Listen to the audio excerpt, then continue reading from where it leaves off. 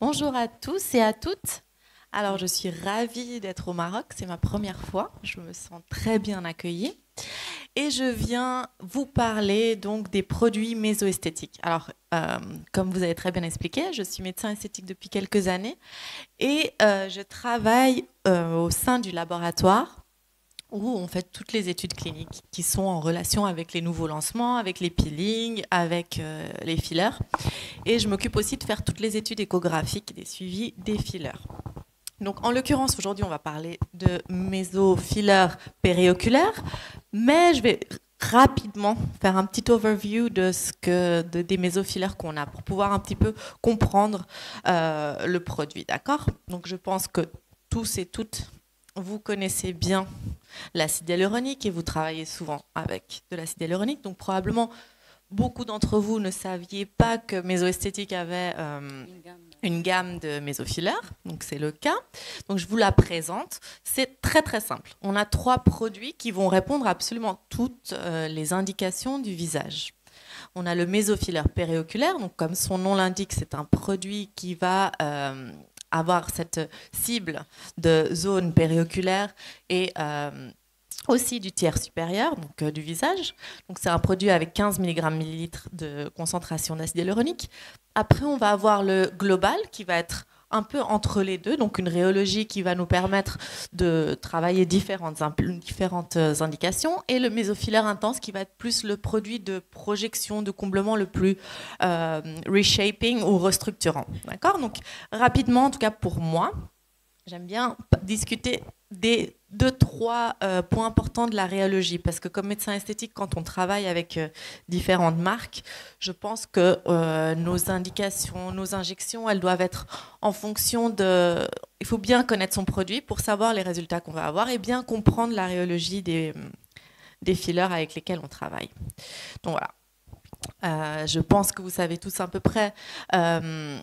quand on parle de module viscoélastique, donc le fameux G', G double prime, donc c'est très simple chez Mésoesthétique, donc il y en a 3 et puis ça va être progressif. Donc le périoculaire le plus bas et on va augmenter au niveau de la consistance et des modules viscoélastiques en fonction de la progression donc des fillers depuis le plus light, le plus intégrable jusqu'au plus le filler qui va créer le plus de projection, qui est le mésofiller intense.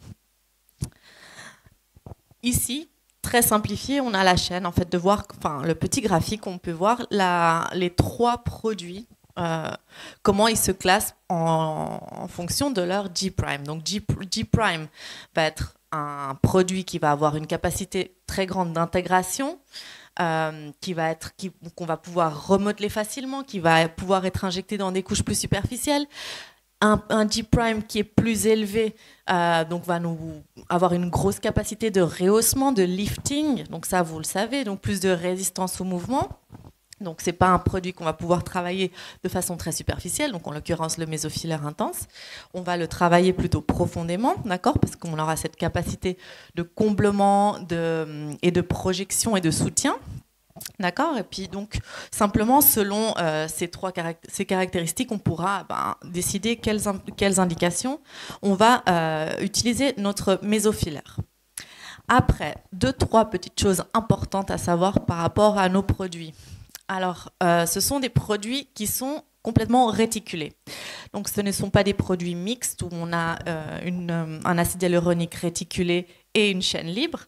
Donc ça, je le répète tout le temps et surtout très important quand on va parler de zone périoculaire. Pourquoi? Parce que les chaînes d'acide hyaluronique libre vont avoir une grande capacité hygroscopique, donc vont simplement attraire beaucoup d'eau. Et donc ça va faire beaucoup plus d'œdème. Donc très important quand on va parler de filler, d'avoir un produit qui est simplement homogène et qui est complètement réticulé. D'accord? Donc aussi, très important que ce soit un produit qui a des garanties quand on l'injecte. Donc en Europe, c'est strict, il faut avoir un marquage CE, il faut toutes les validations officielles. Et aussi également savoir que plus le filler est récent, plus les caractéristiques pour avoir en fait notre CE, notre marquage et passer tous nos contrôles vont être plus élevés. Donc le niveau de purification de nos fillers est extrêmement élevé, donc on aura beaucoup moins de BDDE résiduels pour éviter justement les réactions inflammatoires. Donc on est plutôt très content de ces produits et surtout dans le suivi échographique dont je vais vous montrer. Également, donc ce sont des particules qui sont complètement homogènes, donc on va avoir vraiment une évolution qui va être on va pouvoir prédire, et comme j'avais dit tout à l'heure, donc c'est un réticulé sans acide hyaluronique libre. Donc là, on peut le voir en microscopie électronique. Voilà, ça c'est également ce que je mentionnais par rapport au processus de purification, toutes les validations pour avoir son marquage CE. Aussi, également, ce sont des particules de petite taille. Petite taille, ça ne veut pas dire que le produit va rester moins longtemps dans les tissus, ça veut simplement dire qu'il aura une meilleure capacité d'extrusion quand on travaille avec des canules fines, avec des aiguilles fines. On ne va pas déformer les particules pendant l'extrusion. Et ça, c'est aussi important parce qu'on ne va pas changer ou modifier les caractéristiques viscoélastiques du produit pendant cette extrusion. Et last but not least, pour moi, le plus important, surtout après quand on va parler de mésofillers périoculaires, c'est le swelling factor. Donc le swelling factor, on peut le quantifier, donc c'est le volume qu'augmente 1 gramme de gel avec 1 ml d'eau, parce qu'on le sait, donc l'acide hyaluronique va retenir son poids moléculaire en eau simplement et va créer un œdème. Donc il n'y aura jamais un zéro absolu, mais notre swelling factor est très bas et donc va nous permettre de pouvoir travailler une zone à risque de rétention liquidienne ou de stase lymphatique qui est la zone périoculaire. Et donc ma partie préférée, ce sont les suivis échographiques. Donc ça, c'était les tout débuts des études qu'on avait faites pour le mésofiller. Donc, on voit parfaitement bien, je vous explique peut-être si vous n'avez pas l'habitude, vous n'êtes pas familiarisé avec les images échographiques, simplement, la petite zone plus noire, donc plus hypoéchogène, c'est le gel. Quand on vient simplement de l'injecter, donc à J0, et après, doucement, progressivement, on va voir cette petite réticulation de isoéchogène, échogène qui va être dans la zone du filler, c'est simplement qu'il y a une bonne acceptation, bio-intégration du produit dans les tissus. Donc on est plutôt content, on était content de voir ça, on était content de voir que l'intégration était parfaite, qu'il y avait une très bonne bio-affinité. Et aussi simplement qu'avec le temps, donc le suivi malheureusement on l'a fait que jusqu'à 12 mois au début, là on est en train de faire des études jusqu'à 18 mois et on va continuer jusqu'à 2 ans. Mais pour l'instant on a des images échographiques qui on peut voir simplement que le produit est encore là à 12 mois. Et on parle du produit, dans ce cas, du mésofiller périoculaire, donc celui qui a une rhéologie la plus adaptable. Hein. Donc on peut le prouver au niveau des images échographiques. Et bien évidemment, on voit cette intégration qui est vraiment parfaite. Qu'est-ce qu'on ne veut pas trouver? Ce qu'on ne voulait vraiment pas trouver dans nos études, c'était simplement de trouver des nodules, des granulomes. Alors, au niveau échographique, comment est-ce que ça se traduit? Ça se traduit par des zones hyperéchogènes ou plus échogènes par rapport au tissu qui est autour. D'accord? Donc des nodules. Alors, on n'a pas eu ça, et on n'a pas eu non plus de zones anéchogènes, donc de petites vésicules à l'intérieur où ça peut être simplement une petite réaction inflammatoire qui est provoquée. On n'a pas eu ça de toute l'étude, donc on était très contents. Et on a pu comprendre que c'était probablement grâce à cette particulation très fine, très homogène et très petite des particules d'acide hyaluronique totalement réticulées. Voilà, donc ça c'est un peu l'overview des caractéristiques plus physiques, biochimiques, on va dire, d'un produit. Alors, les médecins, parfois, on a des commerciaux qui viennent nous vendre des acides hyaluroniques et tout ça. Moi, je leur demande toujours moi, je veux ça. Sinon, on ne discute pas. Il faut vraiment qu'on puisse me donner des chiffres qui puissent être significatifs pour ma pratique clinique en général, et c'est bien de pouvoir les avoir parce qu'on sait de quoi on parle et après on pourra pouvoir l'adapter dans notre pratique clinique. Très bien. Quant aux indications, alors le mésofiller périoculaire, comme j'ai dit, ça sera le mésofiller préféré pour le tiers supérieur du visage. Alors non seulement pour traiter la zone des cernes, mais aussi les pas de doigts et les ridules du front. D'accord ? Le mésofilaire global, ça va être un peu le passe-partout, celui qu'on peut utiliser partout. Moi, c'est mon préféré vraiment pour la zone des lèvres parce qu'en Europe, en général, nos demandes sont souvent de lèvres très naturelles, vraiment d'une hydratation avec un petit peu de repulpage, mais sans vraiment avoir des Russian lips ou des choses de ce type. Donc, c'est vraiment un produit qui est magnifique pour ça. Très bonne intégration, et après on peut l'utiliser pour plein de choses, donc sillon nasogénien, glabelle, tempe, un petit peu tout dans un plan disons plus moyen. Et après, si on va parler de projection, donc une rhinomodélation, des tempes très creusées, on veut l'ovale du visage, on veut faire le jawline, alors là on va plutôt parler du mésofilaire intense, d'accord ? Ceci sont des images assez anciennes qu'on avait fait donc en 2018 pour avoir une petite idée des d'avant-après de ce qu'on pouvait obtenir avec nos produits. Donc avec le mésofilaire global et avec le mésofilaire intense, donc pour une rhinomodélation. Et ici, on a l'avant-après d'un comblement de sillon nasogénien, donc tout simple. Par contre, à savoir, donc l'après, on le fait à 6 mois. Hein, donc la photo pour savoir aussi voir que cliniquement, le produit est là. Hein, donc le résultat est là, l'intégration est bonne et naturelle. D'autres cas de sillon nasogénien. Ici également.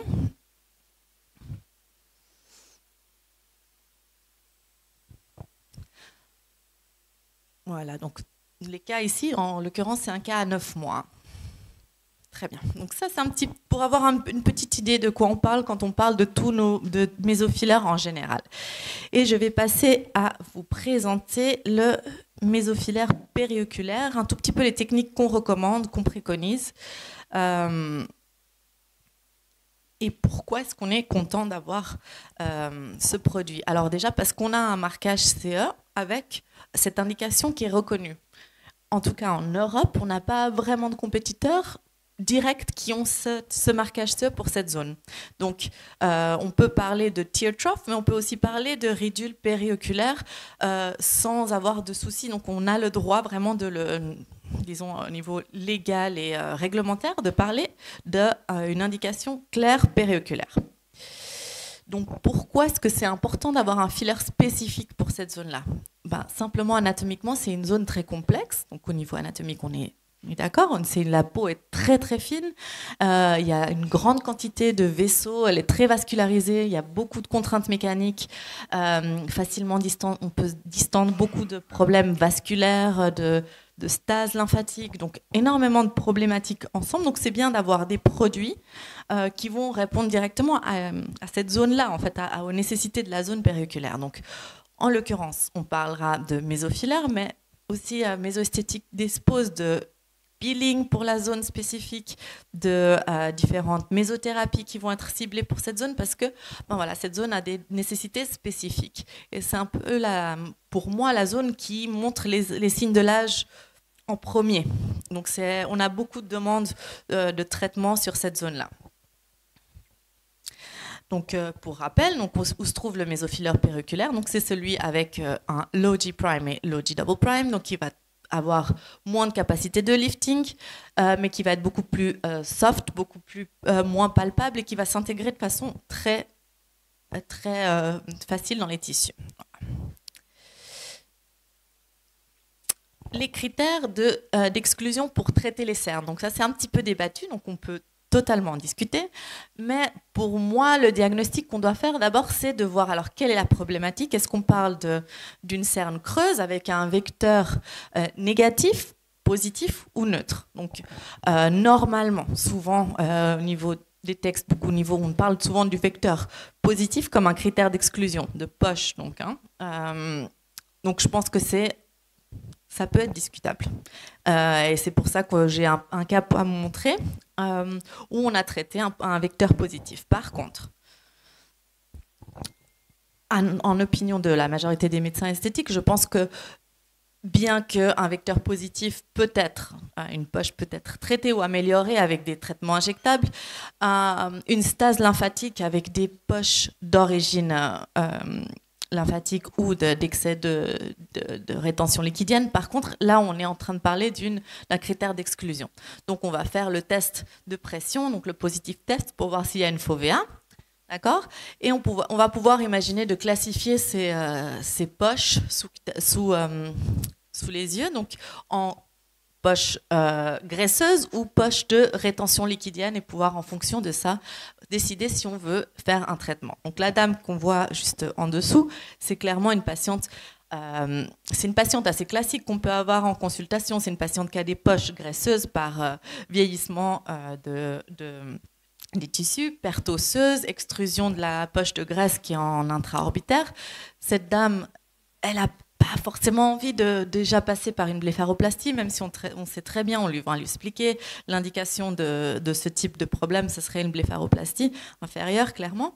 Mais la dame, peut-être, elle veut avoir un petit coup de jeune et puis se sentir mieux sans forcément passer par un processus chirurgical, peut-être plus tard, mais pour l'instant, elle ne le souhaitait pas. Donc, on a pu justement la traiter avec le mésofileur périoculaire, et vous allez voir après les résultats.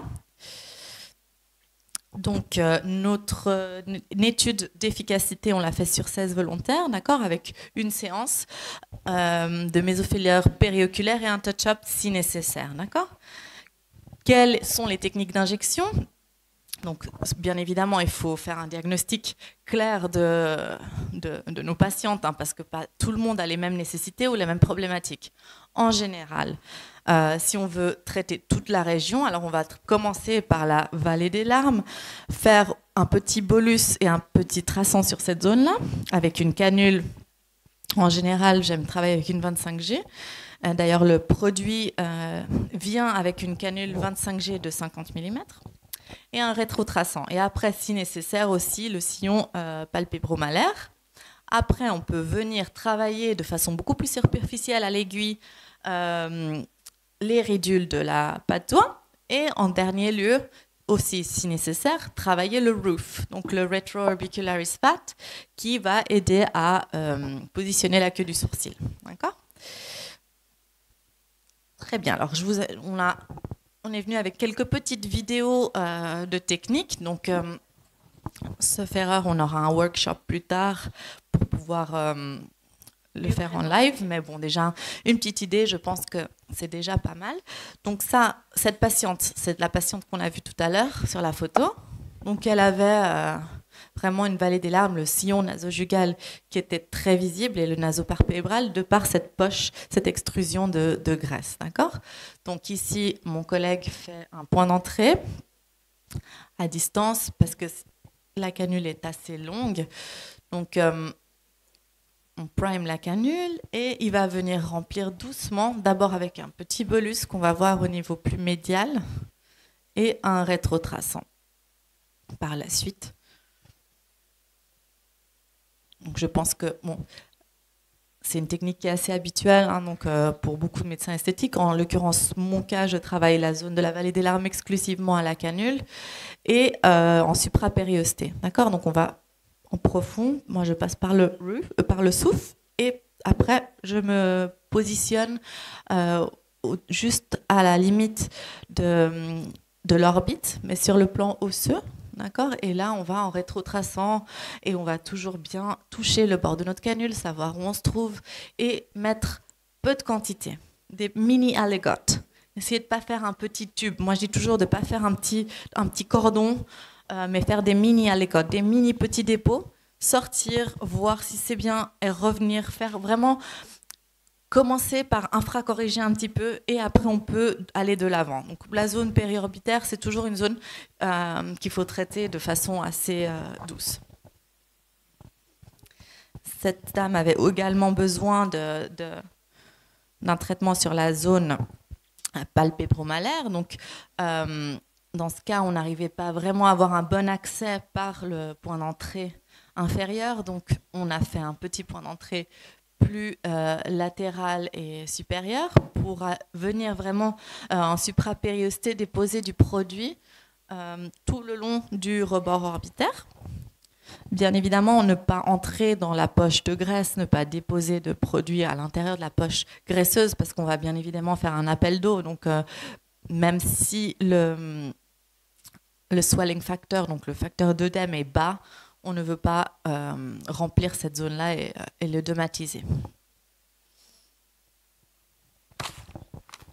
Voilà, donc la canule, une canule fine, donc a une capacité aussi de pouvoir faire une belle torsion et de pouvoir suivre le rebord de l'orbite, bien doucement en rétrotraçant.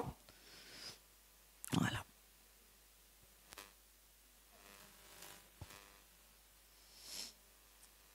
Et dans ce cas, c'est un cas d'une patiente chez laquelle on a fait des petites injections intradermiques. La vidéo n'est pas superbe, hein, je m'excuse. Linéaire, rétrotraçante à l'aiguille, donc avec une aiguille 30G, pour justement améliorer la qualité cutanée de la zone périoculaire. Je vais vous montrer les cas de ces patientes d'avant-après pour que vous ayez une idée justement de ce que ces traitements peuvent donner. D'accord ? Donc ça, c'est la fameuse dame des poches. Donc on a un très beau résultat et de nouveau, je ne sais pas le résultat post, hein, c'est le résultat à 90 jours. D'accord ? Donc c'est un très beau résultat pour une patiente qui en principe n'avait pas une indication claire de filler, mais déjà, cette patiente a déjà l'air moins fatiguée. D'accord ? Ça, c'était l'étude échographique de cette même patiente au niveau de la zone. Ça, c'est le rebord orbitaire osseux. Et là, c'est le petit dépôt d'acide hyaluronique qu'on peut voir et qu'on voit une bonne intégration et qui est parfaitement visible à J120. Un autre cas, donc ce cas, on a travaillé aussi un petit peu l'affaissement, mais la qualité cutanée est aussi modifiée. Donc, elle est un petit peu plus, surtout les ridules, je ne sais pas si on arrive vraiment à s'en rendre compte, elles ont été un peu atténuées. C'est également l'étude échographique de cette dame. Donc, on voit une intégration parfaite du filler. Donc là, on est à 365, donc après une année. Et ça, c'était le cas de la patiente qu'on a vue qui était injectée au niveau de la patte doigt. Donc, on voit vraiment que cette peau, elle est beaucoup moins ridée, elle est beaucoup plus hydratée. Et là, de nouveau, c'est pas un résultat juste après l'injection, mais quand même après 1 mois et demi. Et pareil, amélioration des volumes, oui, mais surtout de la qualité cutanée au niveau des paupières inférieures. Alors, c'est des super résultats, on est d'accord ? Et encore mieux si on les combine. Parce qu'en médecine esthétique, finalement, si on va cibler une zone spécifique, si on met toutes les armes de notre côté, au mieux, on aura des résultats qui seront encore plus satisfaisants. Donc, si en plus de ça, on peut rajouter une mésothérapie spécifique, un peeling, alors on va avoir des résultats qui vont être encore plus bluffants. Ça, ce sont des avant-après qui vont être que avec mésofiller. D'accord ? Voilà.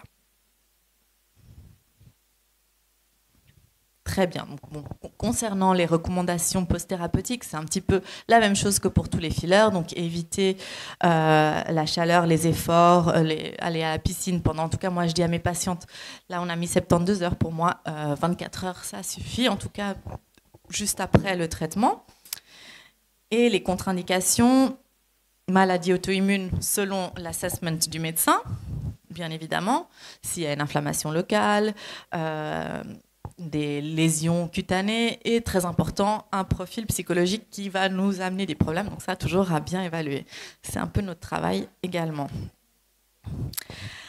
Les réactions négatives au traitement, c'est pareil, comme n'importe quel filler. Par contre, nous, on n'a pas vu dans notre suivi de granulome quand on a fait des injections de périoculaire. Donc, ça peut arriver, on ne peut pas dire non absolument, mais on n'a pas vu ça dans nos études cliniques. Après, on peut toujours avoir ecchymose, infection, risque de nécrose, Stendhal, ça va être aussi selon la technique d'injection du médecin. Très bien. Alors, c'est tout pour la partie mésophilaire. Est-ce que vous avez des questions ?